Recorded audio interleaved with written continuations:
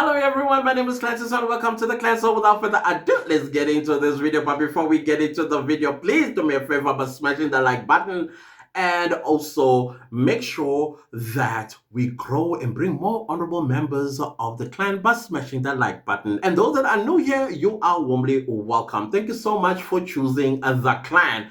Other than that, guys, I want to talk about the opening of the court yesterday while they were waiting for Mr. Mgomezulu, who was late, and Judge Ratha shared, I think he was sharing with just the people in the courtroom about him hearing that there is going to be a function that is going to be held by Black Lawyers Association for veterans or some sort on the 22nd of June 2023, if I heard the date correctly. And he started saying that he's the one that actually formed or was part of the people that formed Black Lawyers Association around 1963 or something like that.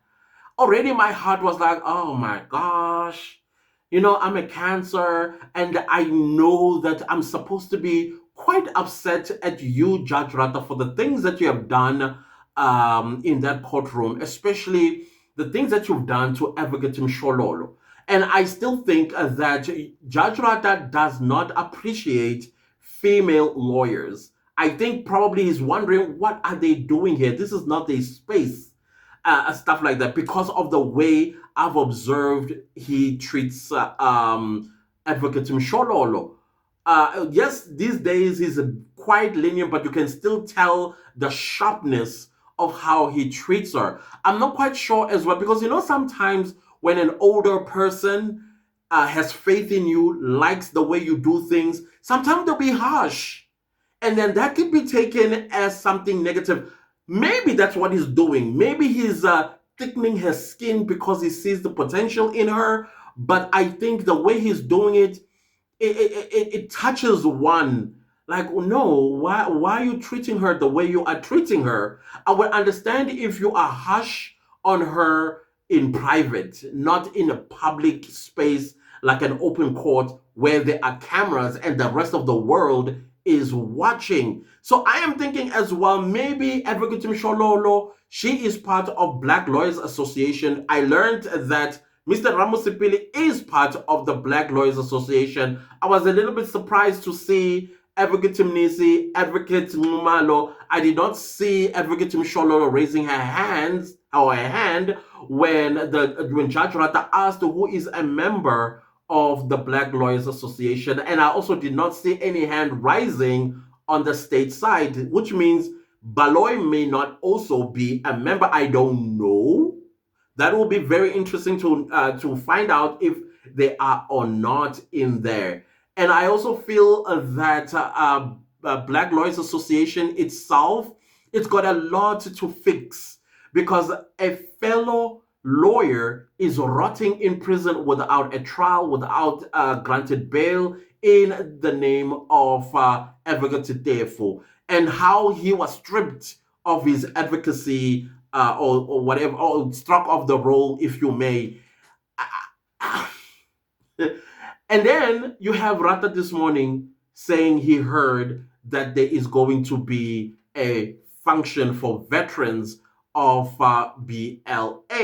And then he says, but I'm a co-founder. And he even shares about how he wrote the Constitution or drafted the Constitution of BLA. And he even went as far as sharing that he was the Secretary General of AZAPO, and kind of like plagiarized, from what I was hearing, the AZAPO Constitution. But then again, constitutions are constitutions. I agree that you can, just tweak some few things here and there, because what else can you write in a constitution if the constitution is not going to mimic, especially in democratic South Africa? I mean, your constitution must mimic the constitution of the Republic of South Africa. You can't start a organization like Black Lawyers Association or a political party, for that matter, and your constitution goes against the constitution of the country, because that constitution, when it's challenged in court, it's going to lose. So I'm not quite sure how the AZAPO constitution looked like in the 1950s or 1960s. But it was quite interesting to hear that he was a member of AZAPO, which there's nothing wrong with that because AZAPO is one of the political parties that assisted in the liberation of the people of South Africa, even though that you know who has distorted that history, and many South Africans think they are the only ones that liberated South Africa when there were so many other organizations, including white organizations, that fought and for the liberation of the people of South Africa against the grips of apartheid. So, without digressing and start going on a speech, let me stick to what Judge Ratha. I felt heartbroken for him, honestly speaking. But then again, it also talks to your character. It talks to the type of person that you are as a profession, as a person, and probably as somebody that's supposed to be seen and looked up to either as a role model or even a mentor if he is mentoring people, as a leader, because he's been a part of an amazing organization such as Azapo before. And I'm not understanding all this arrogance, all this mightier than thou attitude that he is having, particularly when he is dealing with black people in court, like black professionals in a courtroom, and saying the things that he says, and to a point where maybe BLA, while it was busy organizing this veteran event they are going to be holding in June, BLA, can you invite me as well, please? I just want to be inspired. Send me a ticket. Thank you.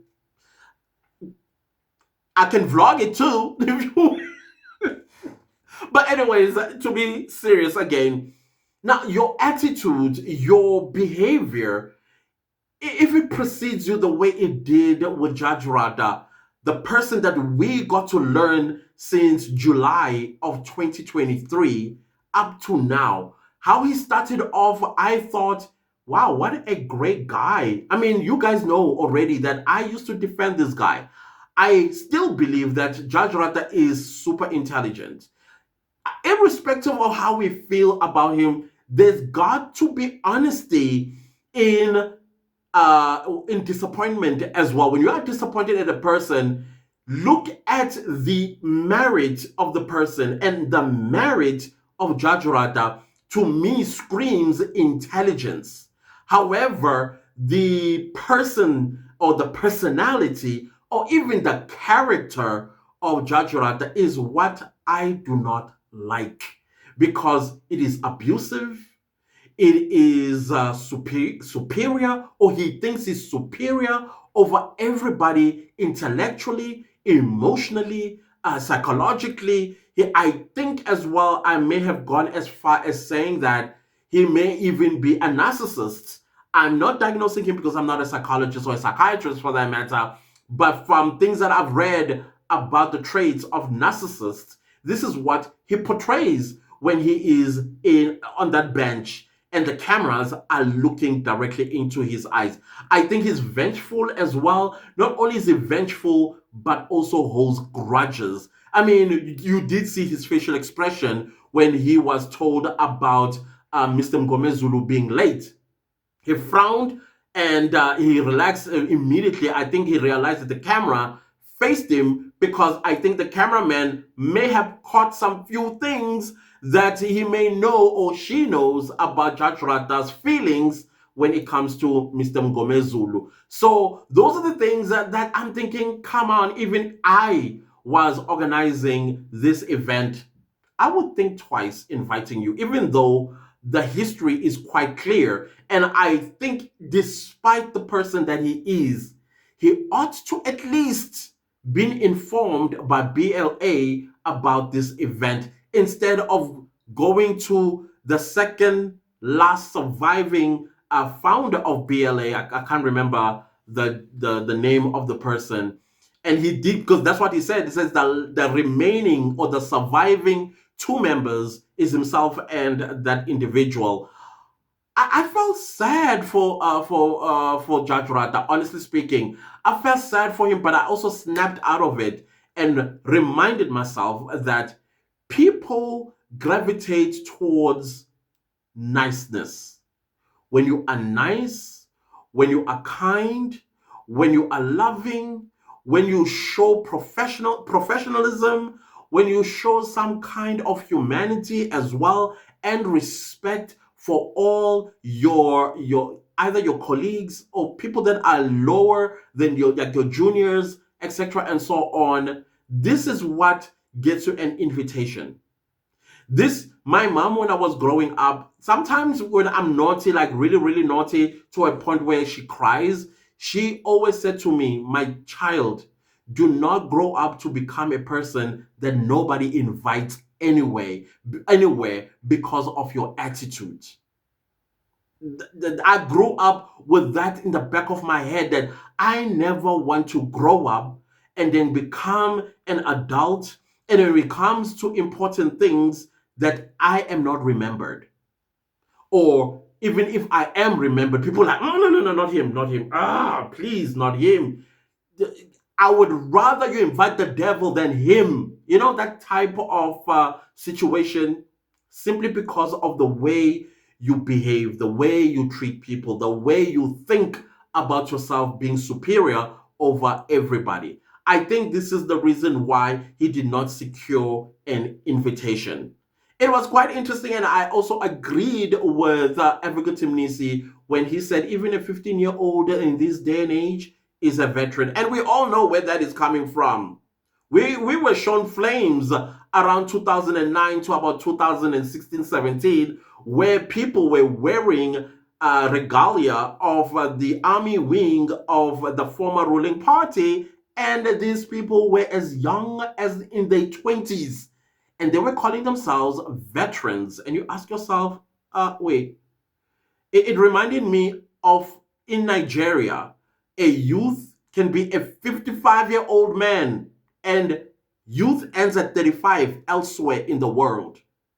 So when you see a 15, 20 something year old, a 30 something year old calling themselves a veteran of a great organization that contributed to the freedom of the people of South Africa, in whatever way your emotions go, that's how it is, because that's the intention was back in the day. Also, an organization like BLA, I don't know what rights they were fighting for black lawyers. I'm not quite sure. I don't know what their work is. I have to look into that. That is why they need to invite me on for this event. Invite me, whoever you, yeah, that, yeah. So I can learn who these people are, what they do, and what they've done for black lawyers in this country. You know what I'm trying to say here? So with Judge Ratha being snubbed the way that he has been, it's a lesson learned for me, and I hope it's a lesson learned for you too. If you are a professional and you are, your attitude, if I may use this word, I don't curse, but if you're gonna be a bitch, people are going to treat you differently. They will forget about you at some point when things are really, really important. They will remind you the person that you've always been. Not nice, not kind. So be kind, be respectful, and treat people with equality, even though you are in a certain position higher than them. I don't know, guys. That is what I was picking up from Judge Ratha. I must say, my humanity did come up. My humanity was like, come on, guys, send him an invitation. But even if they did send him an invitation, it's going to be like an afterthought. Again, it will depend on Judge Ratha himself. If he is bigger than the organization and then he rejects or decline the invitation, or he's going to be a bigger person, like humble, and take the invitation and attend this event. Hopefully they are going to include him in the program, which I think it's already printed and sent out. Now they have to redo the whole thing because Judge Radam, I think his heart is crying about this, especially when he heard it through somebody else that is invited, that he started this with. I don't know, guys. Honestly speaking, it felt bad, but at the same time, I understood the decision of Black Lawyers Association after the saga that transpired. I also think, even though as a judge, the law does not allow him to meet with BLA, but as a person, I think he ought to have gone to a meeting, an informal meeting, tea or dinner, something, and just talk and explain himself. I don't know. I'm also thinking maybe the privileges that the judges in this country have somehow has detached them from realities of what's going on beyond their nose. Some, I think they are out of touch. Possibly, Judge Ratha is out of touch. We did see during the trial within a trial, when the accused number one and accused number two spoke about being tortured, and he acted as if these things never happened, or the possibility of these things happening. As a lawyer, at least he should have remembered, because he does always take us back to 50 years. South Africa's freedom, it's only 30 years. So that means 20 years prior, he has gone through the experiences of suspected person and arrested by the apartheid government and the tactics that were done on those suspects. And now the current police force is adopting or adopted those tactics in trying to force a confession out of people. And he wants to act as if this is impossible. That is out of touch. That is being out of touch. And I think the BLA may even thinking about those things as well. Like, no, this man, he is on cloud nine. He's in his own world. And there's no way we can bring him here, and let alone deliver a speech. But I also think it's an opportunity lost for BLA if they don't invite him, so that he can offer, that is, if he's humble, an apology. Again, not as a judge, but as Ratha Mokgwatleng, about the things that he always murmur about Black people on the bench, and Black lawyers on the bench, Africans on the bench. I don't know, guys. You let me know in the comment section, what do you think about what he shared in the morning before Mr. Mngomezulu entered the courtroom. I mean, what was your thoughts? I mean, were your thoughts the same way or the same as mine, or you just didn't care less? I don't know. It's going to be interesting to see, or I'll read your comments on this one.